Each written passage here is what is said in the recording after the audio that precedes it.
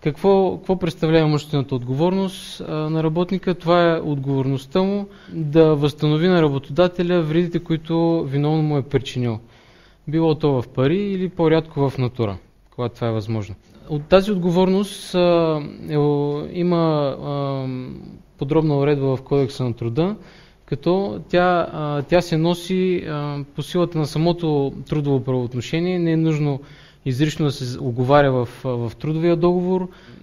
При пълната имуществена отговорност работника има задължение да обезщети работодателя за цялата стойност на причинената вреда, докато при ограничената имуществена отговорност, в зависимост от вида и длъжностната характеристика на работника, както ще стане ясно по-нататък, отговорността е ограничена до някакъв размер.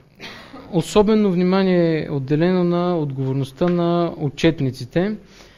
Това е или популярното му название материално отговорно лице.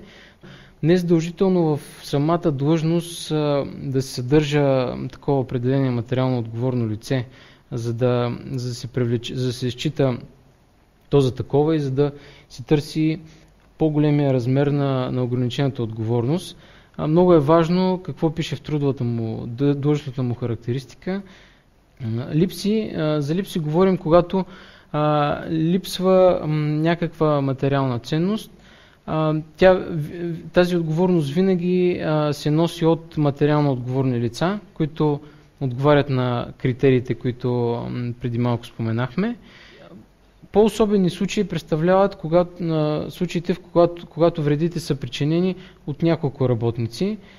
Тук са възможни два варианта. Първият вариант е, когато за причинената от тях вреда се носи ограничена имуществена отговорност, т.е. това е причина вреда по небрежност от няколко лица при или по повод изпълнение на техните служебни задължения. Така че много подробно в заповедта трябва да се опише какво точно е нарушението, какво е противоправното нарушението на трудовата дисциплина на работника, до каква вреда е довело, да се опише точно подробно каква е вредата, да се опише каква е причинно-следствената връзка и че точно това поведение е допринесло за причинение на тая вреда. Много е важно заповедта да бъде връчена на работника. Най-честият случай това е срещу подпис от самото лице.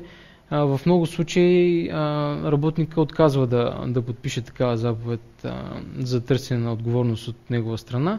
Затова има други способи, които могат да бъдат полезни да се използват при връчване на заповедта. Не е нужно в самото оспорване работника да се мотивира. Достатъчно е само в едномесечния срок да подаде с писмо или с уведомление до работодателя, че не е съгласен с заповедта и я оспорва. Примерно имаме организиране на събития за партньорна дружество. Да речем в форма на хотел. Организатор на това дружество получава бакшиши от гостите на този коктейл. Не би казал, че е вреда, защото тези бакшиши не са регламентирани предварително. Тоест, те са изцяло по усмотрение на гостите на това събитие.